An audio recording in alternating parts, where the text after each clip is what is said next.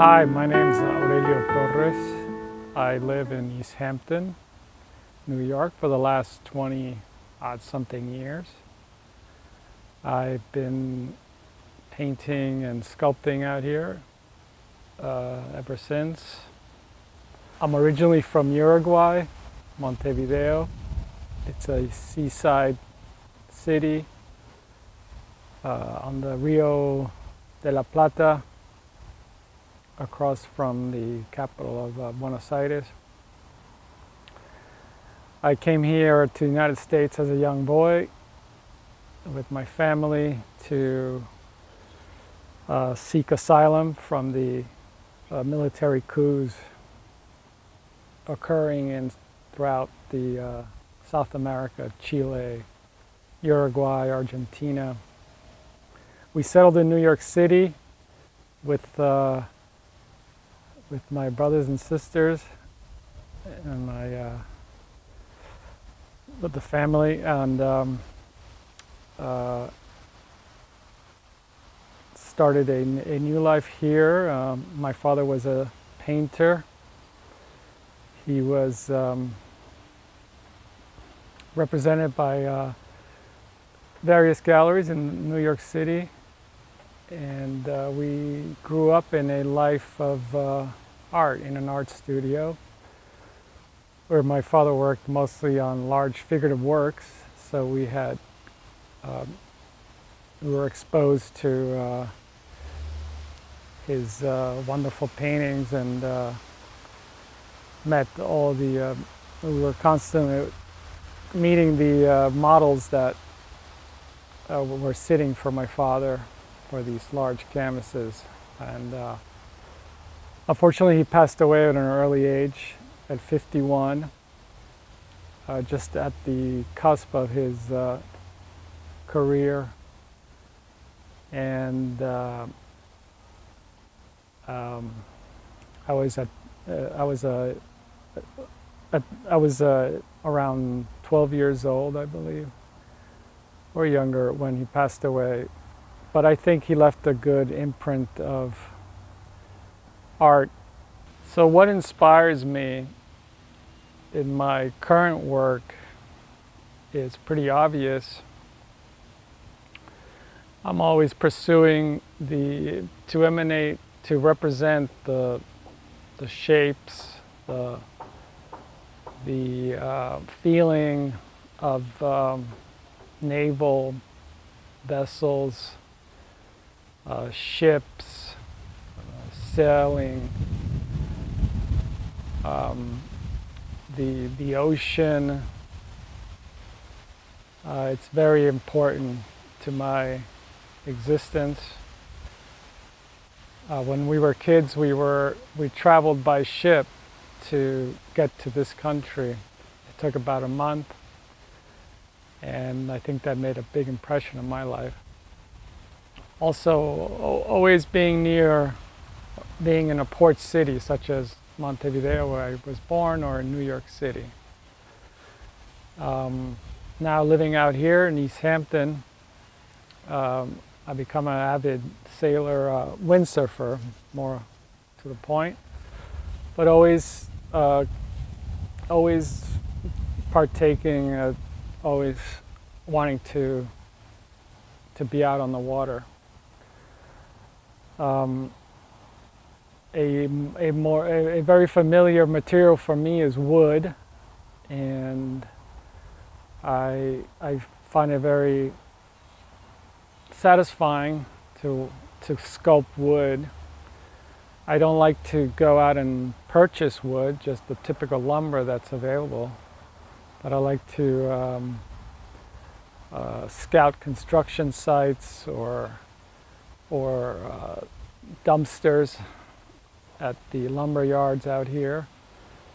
As you know, as it's well known, the construction industry is huge out here, so there's a lot of material to choose from.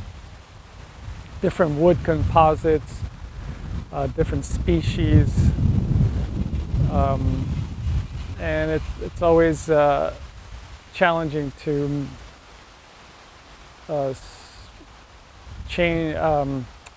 combine these different species of wood, whether they're engineered or they're natural wood, and um,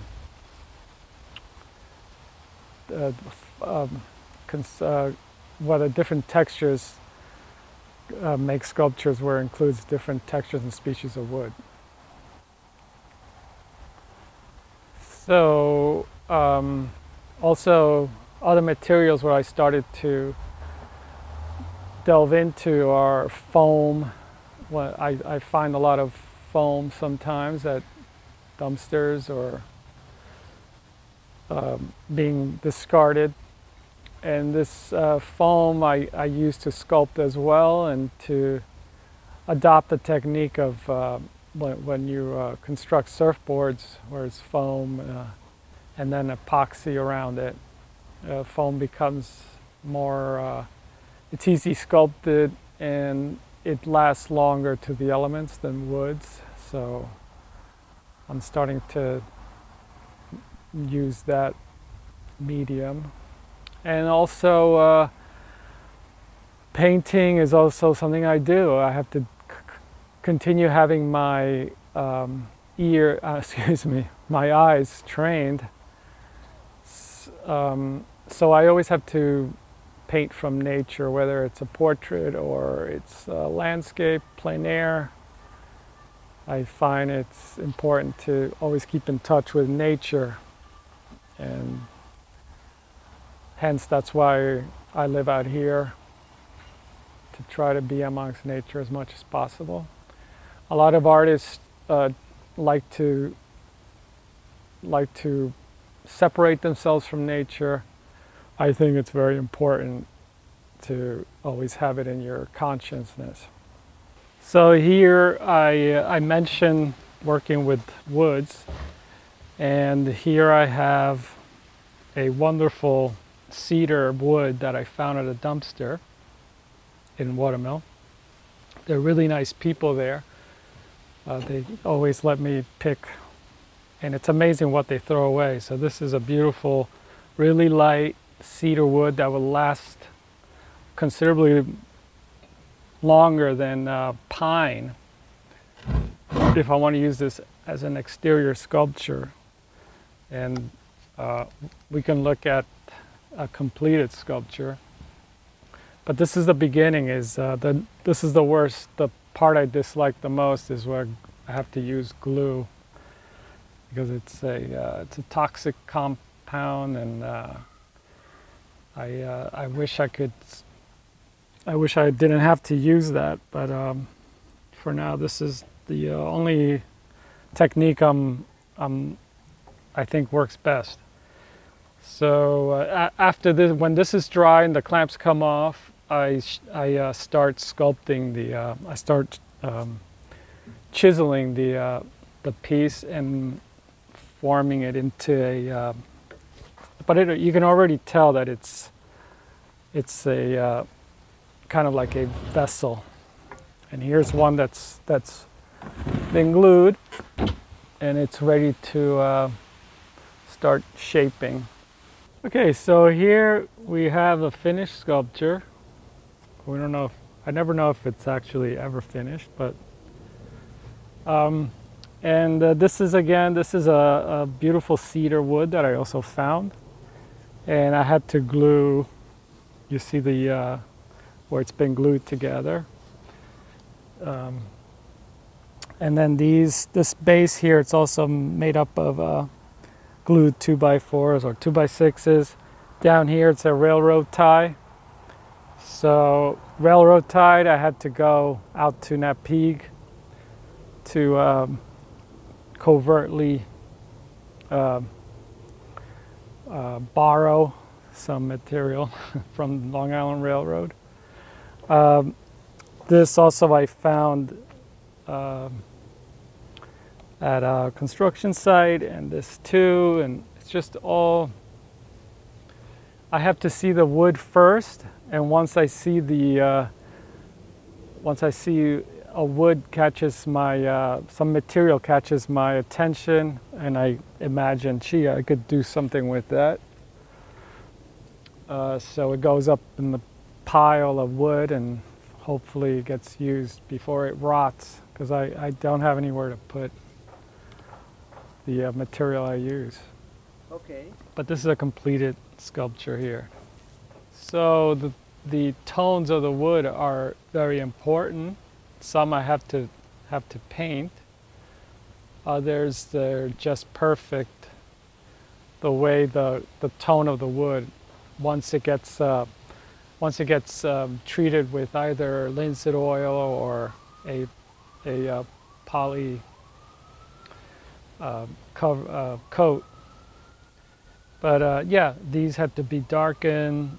The railroad tie, it's a beautiful weathered wood, and it's very poisonous because it's full of this what's that chemical? Yeah, creosote. But it's a beautiful, it'll last forever. And here is a black paint. So, and I can show you others that have a different, where I start to use the material usually is chooses the color. So I have the cement. So here's another example of a different material, the cement in combination with the wood, and it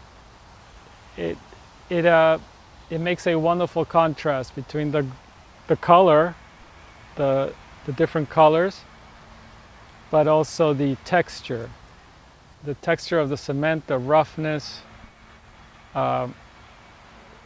I think it also represents something that you see a lot in building, a lot of cement. And so I want to use basic materials for the sculpture, keep them simple, basic. And this wood is also a cedar, actually bought, which is rare for me to buy the actual material, but this I had to buy. But it's the way it's been cut, it's a rough cut, so that it gives it a toughness to give a nice complement to the cement also, which is a very rough surface. And up here I included another hull I had to glue together. This is an engineered wood, and I shaped the hull, I shaped the form of the hull, and then I had my my girlfriend's daughter, Phoebe Guianes.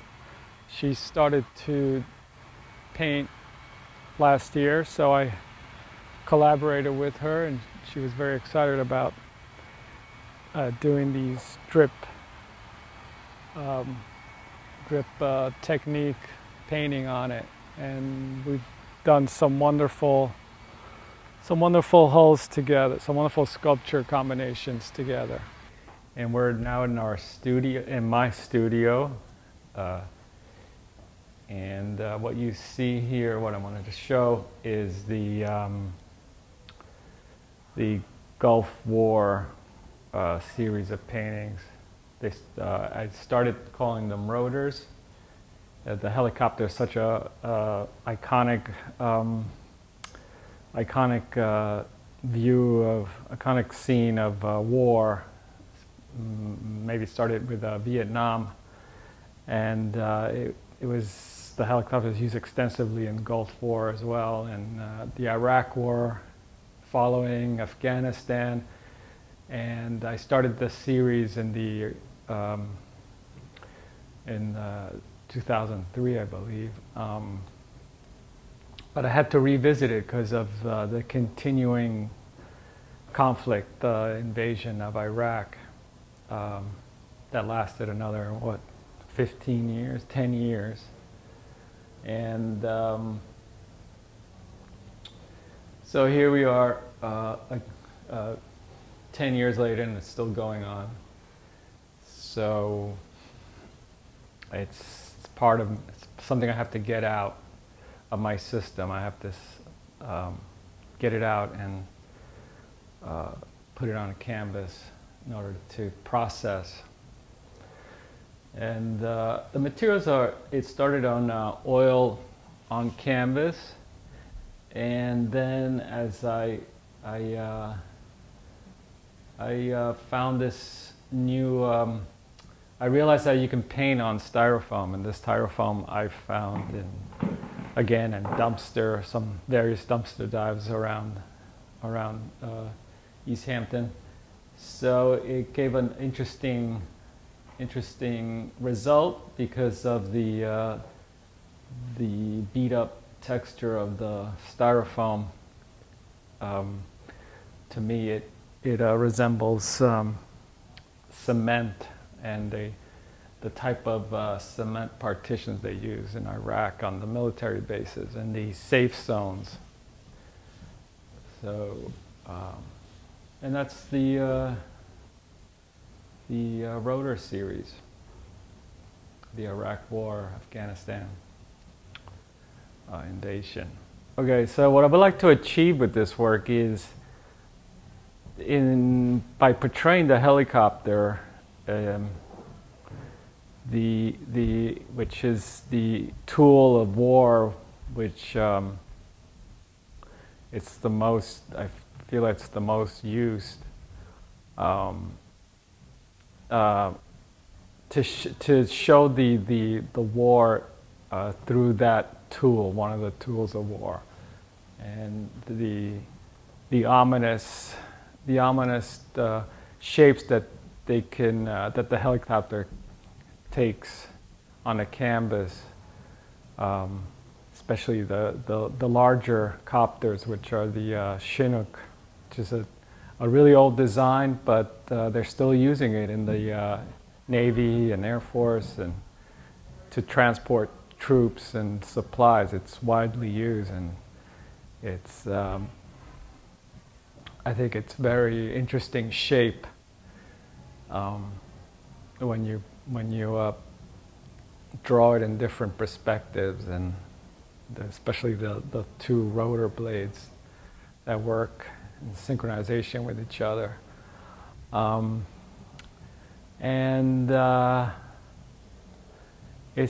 think the other aspect of the work is that it always has this yellowish tint to the background, and this is to portray the sand in the desert storm, but also to give it a foggy aspect, which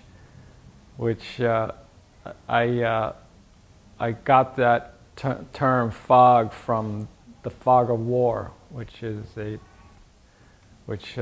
actually, I guess it has various meanings, but you don't know exactly what's going on. And I've had actual veterans, Vietnam veterans, come up to me after they've seen these paintings and have affirmed that I've captured that fog of war, that feeling, that sense of helplessness the soldier must feel at some point.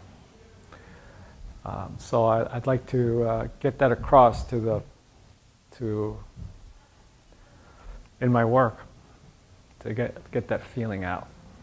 So this is a different branch of my work. I've always been criticized that I branch off into many different aspects of art, but I can't get away from nature, and I always try to stay close to nature from depicting from life. And one project that I'm taking on right now is to do portraits of. Well, I started with friends who are artists out here, and also to get in practice to do a portrait, which is it's not easy for me. It's very challenging, because you are taking someone's time, and you have a set amount of time, and you're under pressure to capture the likeness of the person. I tend to to not put too much emphasis on the likeness and more capture the emotion and feeling of who my subject is. But to get practice in doing this, I've done a large series of self-portraits. And but what I have so far is my friends who were very, very cooperative in coming to sit, even with this the pandemic situation. But as you see, they're not extremely detailed depictions, but they try to capture the essentialness of the person, or like the movement, the energy, or the situation. And this helps me keep my eye in good practice, or another words for it is keep my eye trained to know how to paint, and to know value, color, and contrast, and dark and light, and the drawing, the composition. So you have to constantly be painting in order to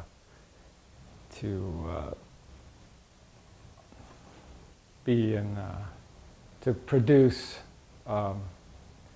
good work. I recommend it for any artist is to always do some degree of work from nature,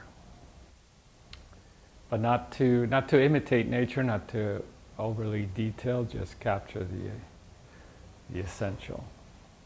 In terms of color, I always work with, I try to work with the classical colors, from I guess you would call it old school, or try to stay with the earth colors, the earth tones.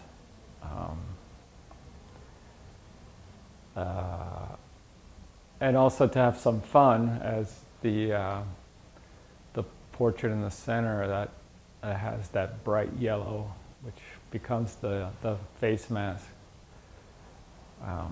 It's nice to play around like that, and the combination of the yellow and the blue. It was fun and exciting to paint that. So we live together, and we're both artists, and we're both very lucky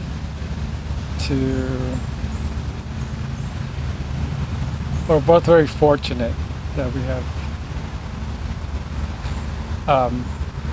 come together, and we have a very special relationship when it comes to sharing our art also, because we never judge, we never feel that we have to judge or criticize. It's always our different opinions are always welcome. And personally for me, I always create for Robin, basically. She's my primary audience, and mostly I run all my creations, I run through her, and it's something I always look forward to, and I get the most balanced, interesting criticism and suggestions that really help me tremendously. I think that it's a really amazing, fortunate thing when you have what we have with our art, because we can be completely honest with one another, and really in the interest of supporting one another to be the best artists that we can be. When he gives me his opinion, it's honest. and I give him mine, and it's completely honest. And it's hard to get that, really. You know, it's really hard to get that. Sometimes people will say things they don't mean, but we really, our goal is to support one another to keep improving and reaching new levels. And so we do have a really supportive relationship with art. I don't think we have a competitive relationship at all, because our work is very different, and I'm also working as an art educator. So I don't have a full-time career as an artist. So